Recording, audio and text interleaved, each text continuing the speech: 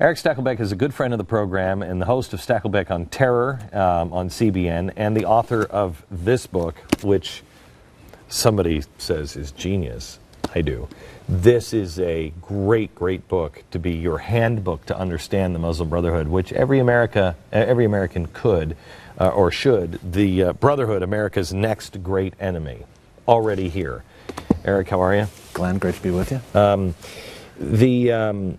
If you've been watching the show for the last 40 minutes or so, maybe you're still thinking, it doesn't matter to me.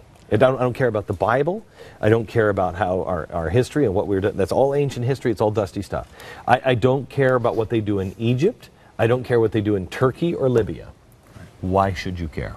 Glenn, number one, every American should care about the Muslim Brotherhood because they are the godfathers, the granddaddy of all modern Islamic terrorist groups. They spawned al-Qaeda, they spawned Hamas. I make the point in the book that without the creation of the Brotherhood, 9/11 would have never happened. I say that without hesitation. Osama bin Laden, Khalid Sheikh Mohammed, all of the hijackers, before they created al-Qaeda, they belong to the Muslim Brotherhood. This is the gateway drug to Islamic terrorism, Glenn. And all the madness we see right now, the suicide bombings, the embassy closings, it started with them and their ideology. And real quick with Egypt.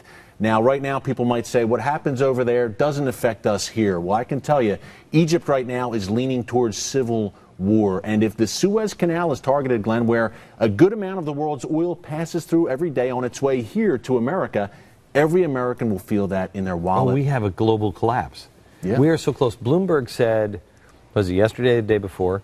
He said 2008 and another collapse is coming. It's near, he felt. And this could be the trigger. Oh, yeah, well, it was the last time. Last time we had oil shoot up to what was $130 a barrel, and that was the final linchpin to cause the collapse.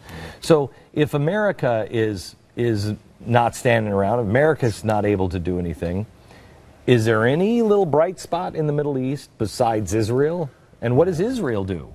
Well, right now, Israel is surrounded like never before, Glenn, as you said in the monologue. So what Israel does is kind of gird its loins and prepare.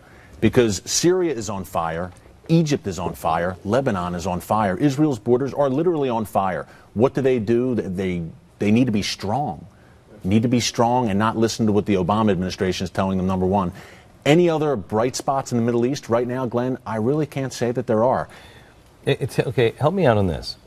Let's say you're watching the program for the first time, or you're paying attention maybe for the first time, and you're like, okay, the Muslim Brotherhood, you know, the president trusts them, John McCain trusts them, George Bush trusted them. How could you possibly be a bad guy? Give me one thing here that will make you say, I have to read this. I have to know more about that. The Muslim Brotherhood, as I said, number one, their ideology drove 9/11. But I think a very interesting point in the book, Glenn, is the collaboration between the Brotherhood and the Nazis during the 1930s. It's pretty fascinating. In 1933, there were actually large anti-Nazi rallies in Cairo. Within a few years, synagogues were being burnt to the ground.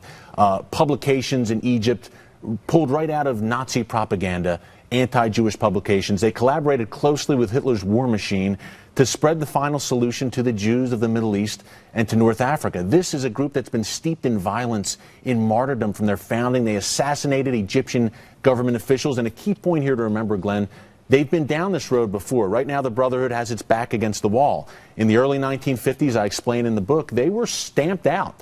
Their headquarters in Cairo was burnt to the ground. Their leaders were executed, imprisoned. They were banned for decades. They came all the way back by 2012 and ran the country, mercifully for at least a year. But this is who they are. They're really the vanguard of global anti-Semitism and Hitler's heirs in many ways. And they have a bullseye on our back, Glenn, real quick. Al-Qaeda is threatening our embassies, but 2 weeks ago, a top Muslim Brotherhood leader in Egypt called for, quote, a siege of the U.S. embassy in Cairo. But these are our friends. Don't worry. How does the president not know this?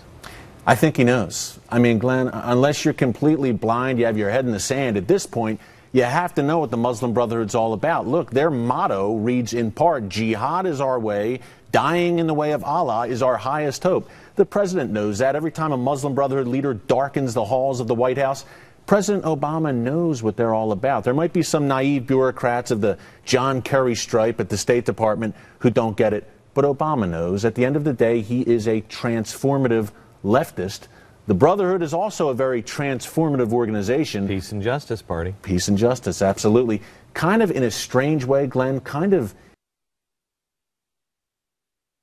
kindred spirits with a common foe in Judeo-Christian Western civilization. Yeah, I don't understand how there's a common ground here when you know, peace and justice, the way through Muslim Brotherhood, what they believe. What's the way to peace and justice?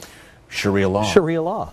So how is it that we have any leftists? Do they just not believe that they believe Christians are serious and dangerous, but they don't believe people who have actual machetes are serious? Is that what it is? You know, it seems that way, Glenn. I think the hatred for traditional America is so, for the U.S., it's just so overwhelming for the hard left. They just have to transform this country, turn it on its head. Now, they want a Marxist utopia, and if Sharia came into business, the left would be the first ones with their heads on the chopping block. We know that. But that hatred for traditional America, Judeo-Christian Western civilization, culture is so strong that they will get in bed with the most vicious, most nasty of them all, the Brotherhood and radical Islamists. Pick it up. It's available online in bookstores everywhere. The Brotherhood. Back in a minute. Thanks, Eric.